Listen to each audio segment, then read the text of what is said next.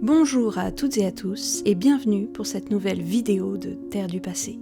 Nous avons commencé cette histoire il y a déjà plusieurs mois et il est temps de la mener à son terme. Car tout ce que nous avons vu ensemble jusqu'à maintenant ne représente que le début du calvaire qu'ont enduré les esclaves abandonnés de l'île Tromelin durant plus d'une décennie. Armez-vous de courage, car aujourd'hui nous partons pour une excursion angoissante sur l'île de Sable.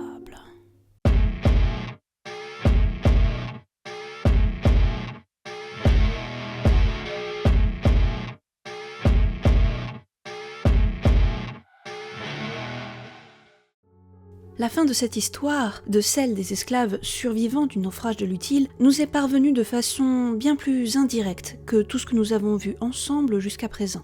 Nous allons quitter les chemins concrets et relativement fiables des récits rédigés par les protagonistes de l'histoire et emprunter les sentiers secrets et plus nébuleux de quelques lettres rédigées par d'autres entre le XVIIIe et le XXe siècle sur la base de oui-dire.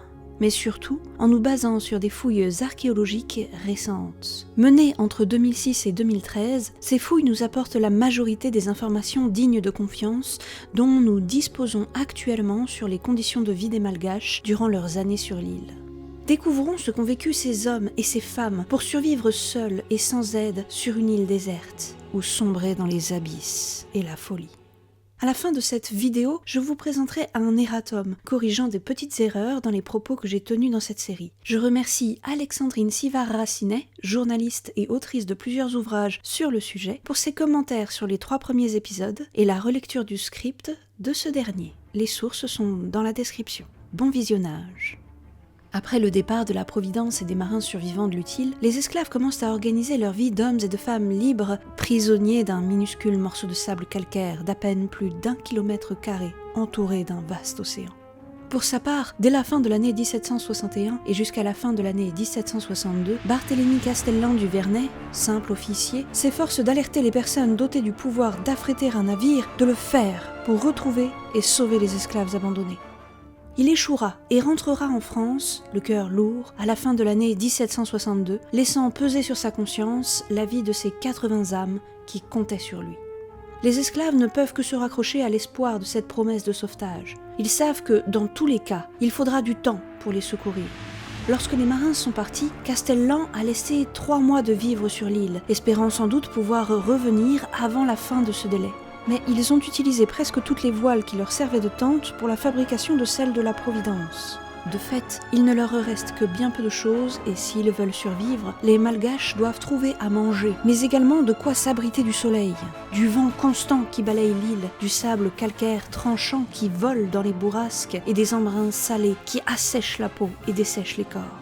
D'autant plus que, comme ils le savent déjà, le mois de janvier annonce le début de la saison des tempêtes et des cyclones. S'ils ne sont pas secourus d'ici là, il deviendra alors indispensable de s'abriter des vents violents. Sur une île aussi plate et peu protégée, une rafale à plus de 110 km/h suffit à emporter un homme et à le projeter à la mer.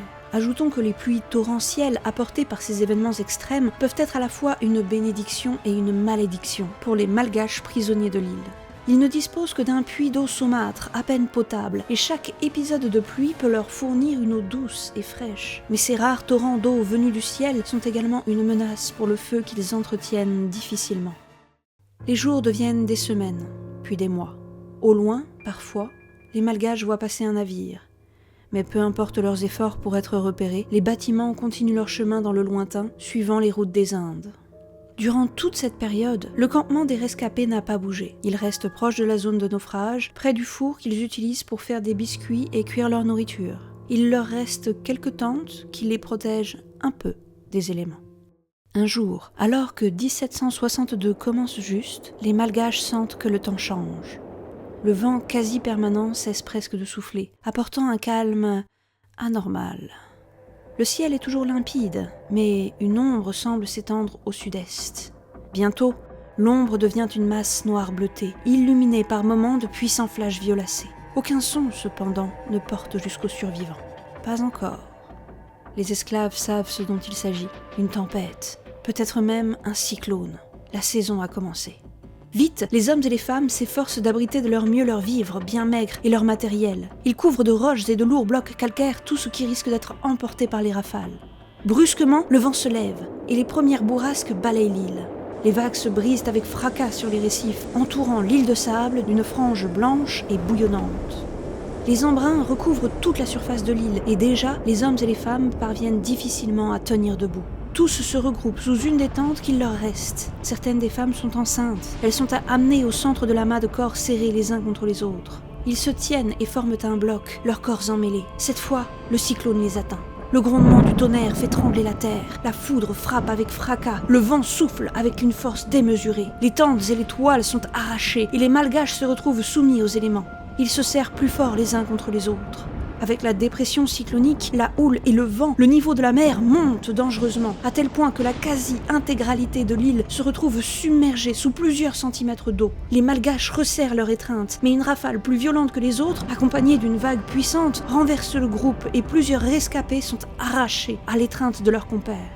Ces pauvres airs sont renversés et poussés par le vent et les vagues, charriés tels de simples grains de sable à travers l'île et propulsés dans les remous bouillonnants des récifs. Puis, au-delà, emportés vers le large.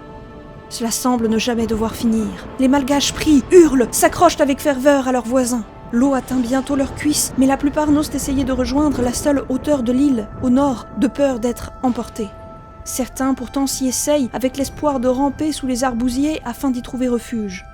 D'autres, rendus fous par le bruit, la montée de l'eau et la violence des éléments, s'arrachent à leurs camarades en hurlant et courent en direction de la petite dune, éperdus. Ceux-là sont emportés par les vagues et le vent, incapables de lutter contre la puissance du courant qui s'est créé. Les cris et les pleurs sont à peine audibles dans la tourmente. Enfin, le vent se calme. Les torrents d'eau venus du ciel se transforment en une pluie fine et légère. Les vagues s'apaisent et un premier rayon de soleil vient caresser la peau des esclaves épuisés. Le cyclone est passé.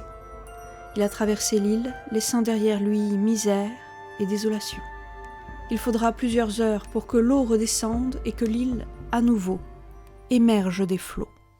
À la suite de cet épisode, les esclaves décident de s'installer sur le point haut de l'île, au nord. Dans cette zone culminante à 8 mètres d'altitude, les arbousiers, petits arbustes rabougris, sont les plus abondants et les plus denses, apportant un semblant de protection.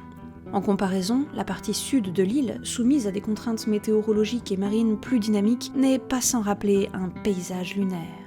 Là, ils bâtissent avec les pierres calcaires et gréseuses dont ils disposent un ensemble d'abris en dur formant une sorte de hameau.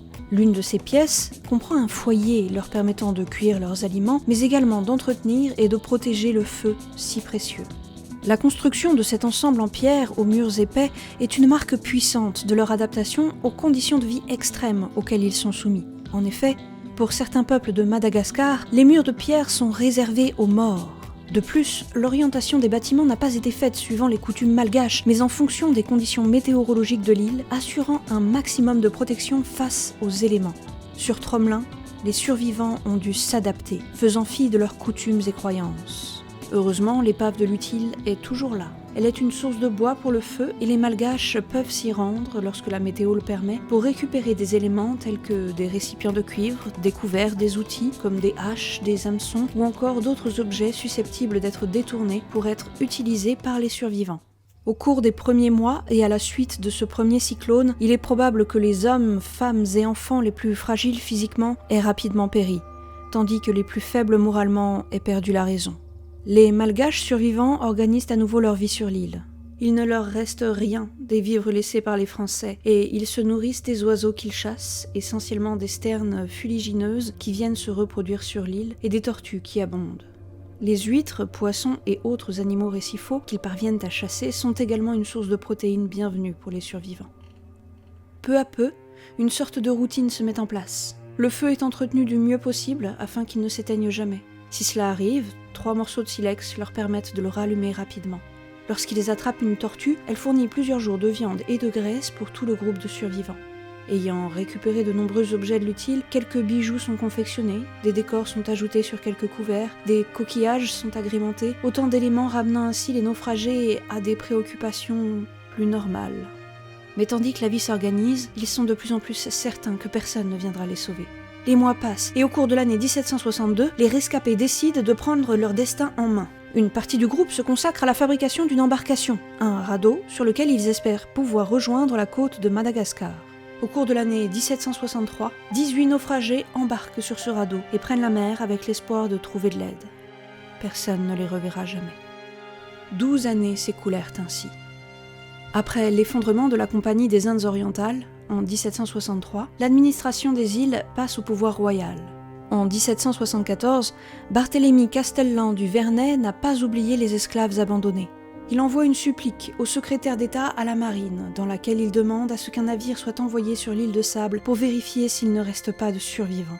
Pierre Bourgeois, marquis de Boine, entend sa demande et y répond favorablement. Enfin, les esclaves oubliés vont être sauvés. Peut-être Castellan avait-il fait d'autres demandes avant cela, mais nulle trace n'en fut trouvée dans les archives. En 1775, c'est Antoine de Sartine, comte d'Albi, qui prend la relève de Boine. Il demande au gouverneur de l'Île-de-France d'envoyer un navire pour secourir les possibles survivants de l'Utile. En août ou septembre 1775, le cotre La Sauterelle part pour l'île de Sable. Lorsqu'ils arrivent aux abords de l'île, les marins les voient. Là-bas, de la fumée, des hommes et des femmes sont présents. Ils accourent vers la plage, ils sont en vie. Le capitaine de La Sauterelle essaye de s'approcher de l'île, mais les conditions météorologiques sont défavorables et les récifs qui l'entourent particulièrement dangereux. Ne pouvant approcher avec son cotre, le capitaine envoie 2 hommes sur un canot pour rejoindre l'île. Mais l'embarcation se brise sur la barrière de corail. L'un des marins parvient à revenir sur La Sauterelle à la nage, l'autre rejoint l'île de Sable et les infortunés malgaches, n'osant affronter de nouveau les brisants à la nage. Incapable de les récupérer, La Sauterelle fait demi-tour et repart vers l'île de France, abandonnant de nouveau les survivants et son marin. Les anciens esclaves sont au nombre de 13 au moment de cette première tentative de sauvetage. 3 hommes et 10 femmes seulement ont survécu à ces années de misère. Si tous ne voient pas forcément d'un bon œil l'arrivée du Français, sa présence leur redonne espoir. Même si cette mission a échoué, ils n'ont pas été oubliés. D'autres viendront, et enfin, ils seront sauvés. Le gouverneur de l'Île-de-France envoie 2 autres missions en 1775 pour tenter de sauver le petit groupe de survivants, mais les conditions défavorables empêcheront chaque fois l'envoi d'un radeau de sauvetage. Avec le début de l'année 1776 et les échecs répétés de ses compères, le Français convainc les survivants de l'aider à construire un radeau avec les débris dont ils disposent encore. Ensemble, ils peuvent rejoindre la côte de Madagascar. Fort de la réussite de l'équipage de la Providence, 15 ans auparavant, l'homme est sûr de lui et les Malgaches acceptent de tenter l'aventure. En juillet 1776, le radeau est prêt et 6 anciens esclaves, 3 hommes et 3 femmes, embarquent sur le radeau de fortune qu'ils ont construit. Ils laissent derrière eux 7 femmes, dont une enceinte. Ils reviendront les chercher. Ils ne les abandonneront pas. Leur entreprise leur fut malheureusement funeste et ils n'atteignirent jamais Madagascar. À l'instar des 18 Malgaches ayant tenté de prendre la mer en 1763, ils disparurent dans les eaux limpides et implacables de l'océan Indien. Le 28 novembre 1776, 15 ans et 2 mois après le naufrage de l'Utile, la corvette La Dauphine, commandée par l'enseigne de vaisseau Jacques-Marie Boudin de Languille de Tromelin, aussi appelé Chevalier de Tromelin, arrive à proximité de l'île de Sable afin de tenter un nouveau sauvetage. Ayant eu connaissance des difficultés pour approcher de l'île, le chevalier de Tromelin a pris soin de prendre à son bord une pirogue utilisée par l'hôpital de Port-Louis pour pêcher.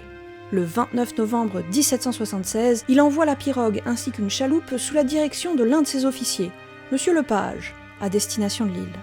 L'embarcation, plus fine et maniable qu'un radeau, l'habileté du marin ainsi que des conditions de mer et de vent favorables permettent à l'officier de rejoindre la plage sans dommage. Les 7 femmes et un bébé de 8 mois embarquent alors pour rejoindre la Dauphine et la sécurité. Moins de 3 heures furent nécessaires pour mener toute l'opération. Enfin, l'enfer de l'île de Sable prend fin.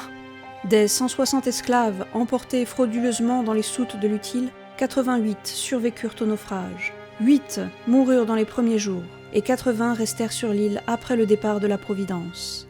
Abandonnés durant plus de 15 ans, presque oubliés, seules 7 femmes et un nourrisson furent finalement secourus.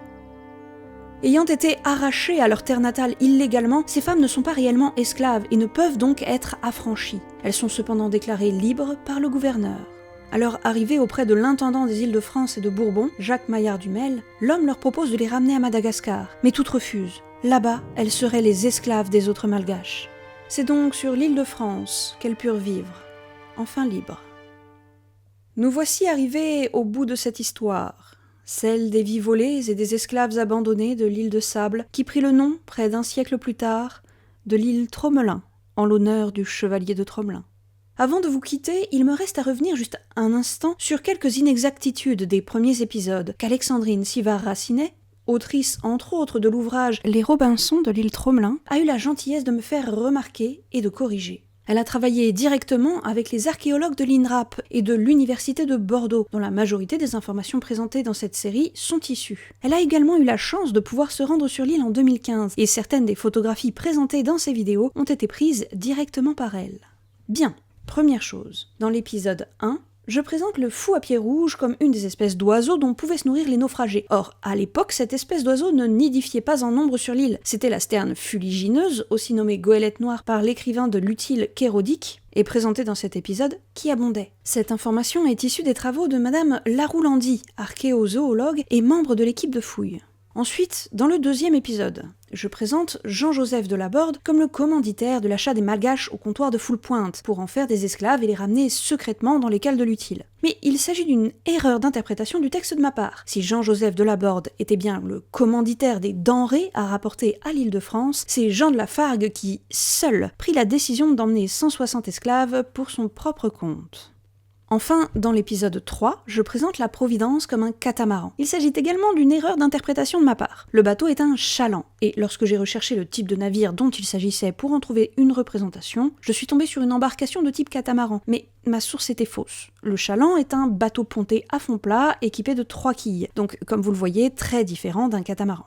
Je vous remercie d'avoir regardé cette vidéo jusqu'au bout. J'espère que cette histoire vous aura plu. Si c'est le cas, n'hésitez pas à vous abonner à la chaîne, à laisser un commentaire, à la partager et à laisser un pouce en l'air. Je vous souhaite une belle journée et à bientôt pour de nouvelles vidéos de Terre du Passé.